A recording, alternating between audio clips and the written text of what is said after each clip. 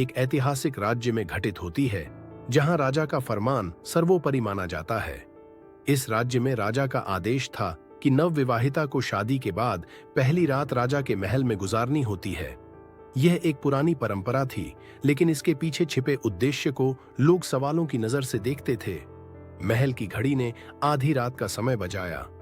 महल के हर कोने में खामोशी और डर का सन्नाटा था। सिपाही मीरा को राजा के कक्ष तक छोड़कर चला गया। मीरा कांपती हुई कमरे के द्वार पर खड़ी रही।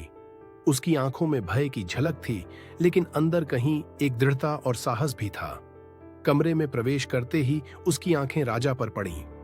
राजा वीरेंद्र सिंह अपने आलीशान सिंहासन पर बैठे थे। उनके चेहरे पर सत्ता और अहंकार की ठंडी मुस्कान थी। उसकी आंखों से मानो आदेश की चमक फूट रही थी। राजा ने उसे पास आने का इशारा किया। मीरा अपनी जगह से हिली तक नहीं। उसकी आंखों में निडरता की झलक थी। यह देखकर राजा का चेहरा सख्त हो गया। उसने ठंडे स्वर में कहा, तुम्हें पता है, यह राज्य की परंपरा है। मैं वही कर रहा हूं जो पीढ़ियों से होता आया है। तुम्हारे जैसे कई लोग मेरे सामने नतमस्तक हुए हैं। मीरा ने अपनी घबराहट पर काबू पाते हुए धीमी पर मजबूती से कहा, महाराज, परंपराएं तभी तक हैं जब तक इंसानियत है।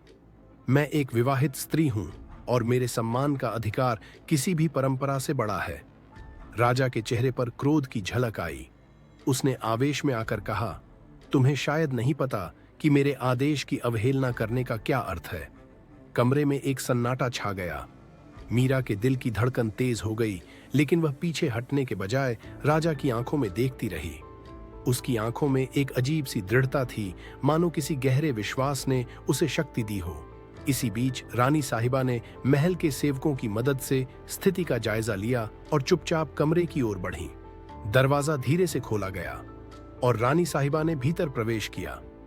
उनके चेहरे पर एक संयमित क्रोध था, मानो वर्षों की पीड़ा का उफान अब बाहर आ रहा हो। राजा ने उनकी ओर देखा और कड़वाहट भरी आवाज में कहा, तुम यहां क्या कर रही हो? रानी साहिबा ने अपनी सख्त और दृढ़ आवाज में कहा, मैं यहां तुम्हें यह बताने आई हूं कि तुम्हारी यह परंपरा एक पाप है। वर्षों से इस प्रथा ने अनगिनत स्त्रियों को उनके स्वाभिमान और सम्मान से वंचित किया है। क्या तुम्हें यह कभी नहीं खटका कि तुम कितनी जिंदगियों को बर्बाद कर चुके हो? राजा, जो अब तक केवल अपने आदेशों के आदी थे, रानी साहिबा की बात सुनकर असमंजस में आ गए। उन्होंने ऐसा पहले कभी नहीं सुना था। रानी साहिबा ने आगे बढ़ते हुए कहा, तुम्हारे भीतर का इंसान अब भी कहीं न कहीं जीवित है। बस उसे तुमने इस सत्ता और प्रथा के पीछे छिपा दिया है। क्या तुम अपनी पत्नी की आंखों में झांकने का साहस रखते हो? क्या तुम वाकई इस पीड़ा को समझते हो जो इन स्त्रियों को झेलनी पड़ी है?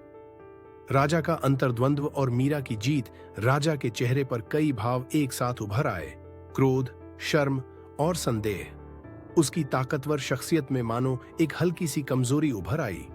मीरा और रानी साहिबा की साहसिक बातें उसके भीतर कहीं गहरे जाकर चोट कर रही थीं। वह अचानक चुप हो गया और मानो उसे अपनी सत्ता के पीछे छिपी असलियत दिखने लगी हो।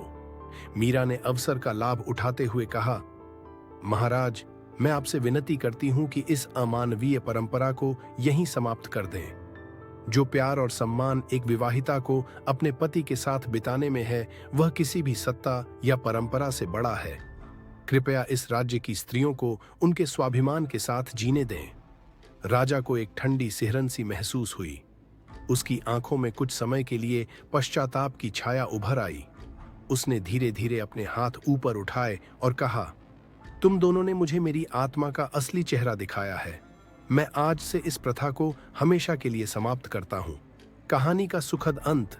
मीरा और अर्जुन पुनः मिलते हैं और रानी साहिबा अपने राज्य की अन्य स्त्रियों के सम्मान के लिए और भी अधिक प्रबलता से खड़ी होती है। राजा का यह निर्णय राज्य में एक नई आशा का संचार करता है। इस कहानी में वह तनाव और भावनाएं ज्यादा गहराई से उभरती हैं, जो आपको एक रोमांचक और भावनात्मक कहानी का अनुभव देती हैं। यदि कहानी पसंद आए तो वीडियो को लाइक करें और इस चैनल को सब्सक्राइब अवश्य करें, ताकि हमारी हर एक वीडियो आप तक पहुंचे। यह कहानी आपको कैसी लगी, कमेंट बॉक्स में अवश्य बताएं।